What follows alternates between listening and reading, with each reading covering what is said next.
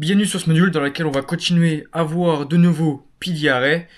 Jusqu'ici, on a vu les piliers arrêts qui fonctionnent dans la continuité de la tendance, les fair value gap, les order blocks. Mais forcément, le marché ne monte pas toujours tout droit dans une direction, sinon on serait déjà tous pétés de thunes. C'est pourquoi c'est super important de savoir identifier les signes d'un retournement de tendance pour pouvoir l'utiliser à son avantage. Donc c'est pour ça que dans ce modèle, on va voir ensemble nos prochains piliers arrêts qui vont être l'IFVG et le breaker block. Alors on va voir le premier qui va être l'IFVG. Qu'est-ce qu'un IFVG? Déjà dans le nom, on a FVG. Donc c'est un fair value gap, mais un certain type de fair value gap.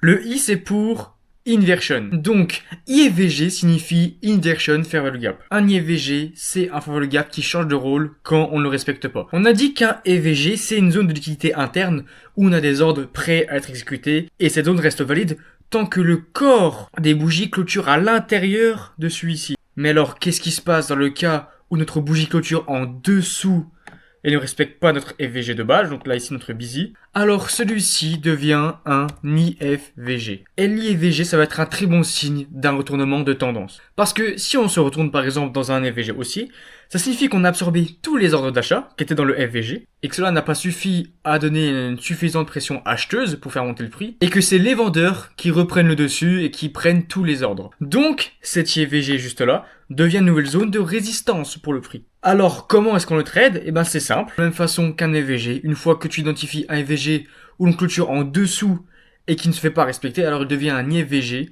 et tu le trades pareil en attendant que le prix reviennent dans cette zone pour prendre position. Tu peux placer un ordre juste ici, avec un stop loss sécurisé là. Après ça, tu attends que le prix revienne ici. Par exemple, là, on a la mèche qui rentre dedans. Tu entres en position. Tu mets ton SL derrière le dernier swing high. Et t'as plus qu'à attendre le renversement de prix. On va voir quelques exemples sur le marché. Par exemple, ici, on est sur le DAX en 1 heure. On remarque qu'on est sur une tendance baissière. Bas de plus en plus bas, au plus en plus bas. Bref, là, on voit toutes les bougies bleues. On note ce FVG qu'on a juste ici. Et là, on pourrait tenter de se dire, ok, bah écoute, on a à faire le gap, on va attendre que le prix revienne pour voir comment il va réagir et potentiellement prendre une vente. Sauf que ce qui va se passer, c'est que regardez, on va clôturer au-dessus de ce FVG. Donc maintenant, ce qu'on peut chercher à attendre, c'est que le prix revienne dans cette zone pour potentiellement chercher de l'achat. Cet FVG maintenant n'est plus baissier, il est haussier. On remarque que ici, tous les ordres vendeurs ont été absorbés par les acheteurs et on a une nouvelle pression acheteuse sur le marché. On peut donc placer un ordre ici à l'entrée de celui-là. Notre SL derrière le dernier swing low juste ici. Aller target par exemple le dernier swing high juste ici qui peut être une bonne zone où on a de la liquidité à aller chercher, donc un draw en liquidity. On va target ça par exemple. Et maintenant on attend que le prix revienne à l'intérieur de celui-ci et monte. Là on est rentré, le prix monte, monte, monte. Et voilà, on fait TP. Parfait. Vraiment là on pouvait pas aller plus droit. On a un super exemple juste ici. Cette fois-ci la même chose sur du Forex, sur USDJPY. On est sur une tendance haussière, on le remarque ici. Sous nos dernières bougies on a un FVG ici qui vient de se créer, dans lequel le marché vient de réagir pour potentiellement renvoyer le marché à la hausse. Sauf que on va voir ce qui va se passer, c'est que le prix va clôturer en dessous, ce qui fait que cet FVG haussier, ce busy, se transforme en IFVG baissier, comme ceci. On place un ordre d'entrée à l'intérieur de celui-là. Stop loss derrière le dernier swing high. Et maintenant, on peut chercher à target une prochaine liquidité. Alors, comme liquidité intéressante, on peut avoir forcément le bas juste ici. Ou alors potentiellement aller target ici le haut de l'order block juste là. Comme ça, on peut avoir un TP un peu plus clean. On target cette zone et qu'est-ce qui se passe? On a un super trade de 4,9. C'est un très bon setup. Voici comment le prix va réagir. On réagit plutôt très bien et très fortement. Ah bah alors là, clean, parfait. On commence à avoir une réaction dans l'order block juste ici. On touche même les 0,50 avant de rejeter fortement. C'est pour ça que je voulais pas chercher à aller target plus loin. Ensuite, qu'est-ce que le prix va faire? On va continuer de regarder ce que le prix va faire. Voici ce qui se passe ici. Qu'est-ce qu'on remarque? Le prix réagit dans l'order block encore une fois. On reste bien dedans. On prend une dernière fois la liquidité. Regardez ici. On a pris liquidité juste là-dedans. Le marché a commencé à range. On a fait la liquidité en dessous. On vient de la prendre. Et là, le marché rejette. Qu'est-ce qu'on remarque ici? On a un fair value gap baissier. Juste là. C'est un FVG très fort parce qu'il a permis justement d'aller chercher la liquidité qui était juste ici. Mais sauf que le prix, qu'est-ce que lui va faire? Au final, il va clôturer au-dessus de ce FVG. Ce qui montre qu'on a absorbé tous les ordres vendeurs, que les acheteurs reprennent la puissance sur le marché. On va placer un ordre acheteur à l'entrée de ce FVG baissier qui est devenu un FVG haussier. Donc on va mettre ici comme ça en gris. Hop. Stop loss derrière le dernier swing low.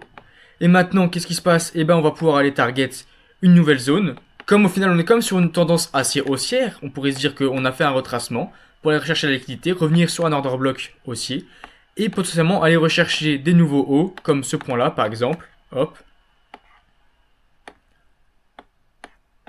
On va chercher à le prendre. On va voir comment le prix va réagir. On re-rentre pile dans les VG, regardez. On fait une bougie qui rentre dedans, qui part fortement à la hausse. Ensuite, on retrace encore une fois dans le VG, on repart à la hausse. On retrace encore une fois dans le VG, alors pour le moment, il est toujours valide. Notre trade est toujours bon. Il faut faire confiance à ce stop loss. Et au final, parfait, le prix a été super volatile sur ces zones-là. Quand tu arrives à maîtriser ça, ça devient super puissant parce que vraiment, quand tu arrives à prendre un retournement, tu arrives à entrer dans la meilleure phase de l'expansion parce que ça va être le tout début de celle-ci. Quand tu veux chercher de prendre une expansion comme ça, bah, le mieux de rentrer, c'est dans les zones-là, tu vois. C'est là où tu sais que le prix va se retourner. C'est pour ça que c'est super puissant de prendre les IVG. Bon, maintenant, on va passer au deuxième pilier arrêt de renversement. Tu l'as vu dans le titre, on va voir ensemble le breaker block. Alors, si t'as bien suivi le concept JVG, alors le breaker block c'est le même principe mais avec l'order block. Donc un breaker block c'est un order block qui est invalidé dans lequel on ne le respecte pas et que le prix clôture au-dessus de celui-ci. Donc par exemple ici on a un order block, c'est la dernière bougie haussière avant l'expansion à la baisse. On pourrait se dire ok on va attendre que le prix revienne dedans, réagir, passer un trade ici. Sauf que le prix il va faire ça. On va créer une bougie qui au final va casser l'order block. Celui-ci devient du coup un breaker block avec pour acronyme BB.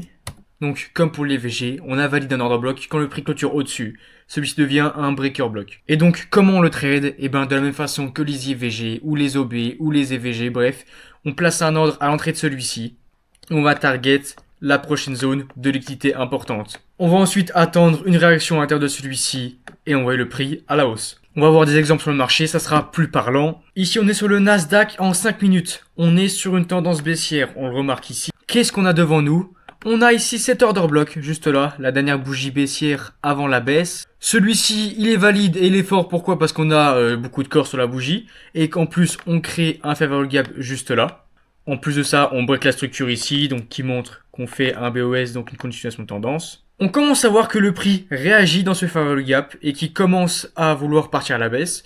Et on va attendre de voir ce qu'il va faire quand tout d'un coup, hop, une énorme bougie à la hausse.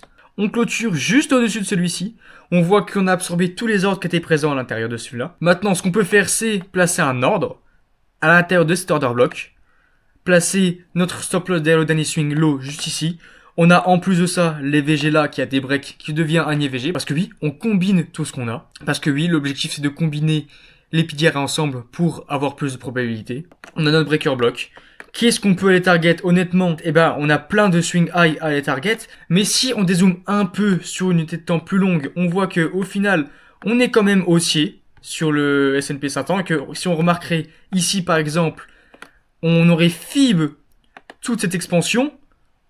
Au final, on serait revenu ici en zone OTE, entre les 0,618 et 0,786. On serait revenu dans un order block plus grand, parce que ici, on aurait un order block sur une plus grosse time frame, si on dézoomerait. Si par exemple, je vais sur du H1, qu'est-ce qu'on a juste là? Eh ben oui, on a un order block. Regardez, les dernières bougies baissières avant l'expansion à la hausse.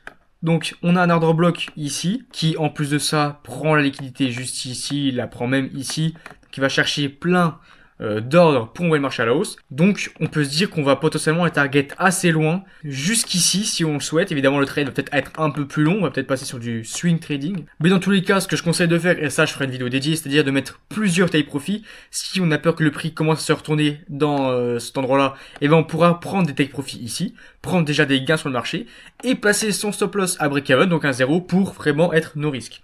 Mais on va voir comment le marché va se passer. Par exemple, là, hop, on a tout aligné. Là, je t'ai montré que j'utilisais plusieurs unités de temps parce qu'il faut aligner toutes les connaissances qu'on a pour placer des trades. Et là, maintenant, on va voir comment le marché va réagir. Hop. On revient dedans. Ok, là, on est dans le trade. Alors, le marché est un peu lent parce que si on regarde l'heure à laquelle je suis rentré dans le trade, il est tard et c'est pas les meilleures heures pour entrer en trading. On verra plus tard. Voici ce que le marché va faire. On va commencer à monter. On monte timidement. Vous allez voir que dès que la session de Londres va être ouverte et aussi New York. Là, le prix va avoir beaucoup plus envie de monter. Pour le moment, on stagne, on range un peu. On va toucher le premier take profit. Donc ici, potentiellement, on peut se mettre à break-even si on veut sécuriser tout nos gains. Ou alors, on peut le laisser continuer partir à la hausse. On va attendre l'ouverture du marché aux US. Comme ça, on aura un peu plus de liquidité. Ah bah voilà, parfait. Ici, une grosse bougie sur le marché. Ça montre que c'est l'ouverture du marché. Et après ça, bon, on part directement sur le TP. Et là, on commence à voir que le prix commence à rejeter. C'est pour ça que il faut couper ses ordres ici pour pas chercher plus loin de reprendre une correction et de perdre tous les profits qu'on avait fait. Bref. Donc voilà un exemple du breaker block juste ici. Ça, c'était vraiment un exemple de trade dans lequel j'ai utilisé le breaker block, mais aussi les VG, plus plusieurs time frames pour analyser la tendance sur le long terme, voir dans quelle zone je pouvais me trouver et si c'était potentiellement intéressant d'acheter ou de vendre. Donc c'est pour ça que comme pour les deux piliers arrêts qu'on a vu, les order blocks, les VG, il faut apprendre à combiner les deux, et ça va de même pour l'IFVG et le breaker block. Et bien sûr, il faut suivre les règles que je dis depuis le début, c'est-à-dire qu'il faut combiner ça avec la structure de marché, identifier la tendance, qu'elle soit court terme et long terme, identifier la tendance, que ce soit sur du M5 pour identifier un tournement, ou sur du H4 pour voir si on est bullish ou bearish, et au final voir si on peut pas target plus loin. Repérer les BOS, les MSS, identifier les prises de liquidité, par exemple comme celle-ci pour trouver une zone potentiellement intéressante. Savoir la prochaine zone de liquidité à aller chercher, donc ici j'avais celle-là par exemple, on voit on a eu beaucoup de réactions, le marché commence à réagir.